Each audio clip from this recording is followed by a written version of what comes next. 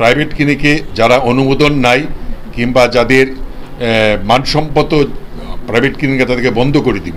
মন্ত্রী হওয়ার পরে আমার যেটা প্রথম স্লোগান ছিল যে আমি প্রান্তিক পর্যায়ে স্বাস্থ্যসেবাটাকে পৌঁছে দিব, এবং প্রান্তিক পর্যায়ে স্বাস্থ্যসেবাকে পৌঁছে দিতে হলে এই সমস্ত উপজেলা হেলথ কমপ্লেক্সকে আমাকে স্বাবলম্বী করতে হবে।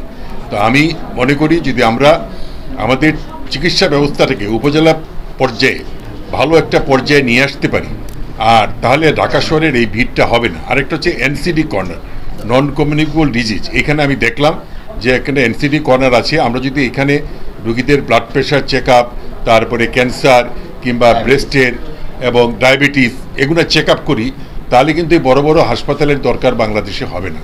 আজকে বিশ্বের প্রত্যেক জায়গায়, আমি কিছুদিন আগে ওয়ার্ল্ড হেলথ অ্যাসেম্বলি, বিশ্ব স্বাস্থ্য সংস্থার যে মিটিং হয় সেখানে গিয়েছিলাম, দেখলাম যে সবাই কিন্তু এনসিডি কর্নারের উপর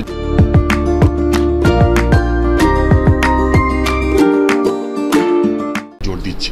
তা আমিও সেই জোর দিয়ে কাজ করব যাতে আমি মানুষের স্বাস্থ্যসেবাটা গ্রাম দুয়ারে পৌঁছে দিতে পারি। আমি মাত্র 6 মাসও হয়নি আমার মন্ত্রী, এর মধ্যে আমি অনেক জায়গায় গেছি।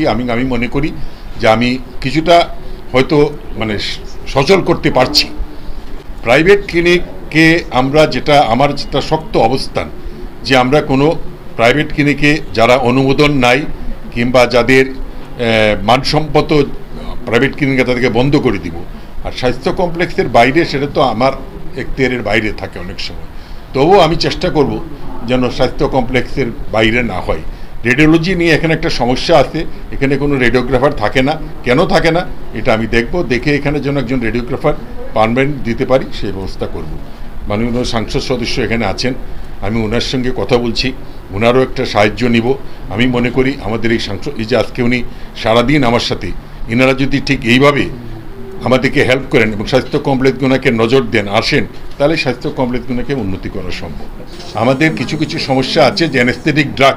আমি গত 2 দিন আগে কিন্তু ঢাকায় আমার এডিজি মহোদয় আছে, ডিজি ড্রাগকে দিয়ে একটা অভিযান চালিয়ে আমরা 2 জনকে গ্রেফতারও করেছি।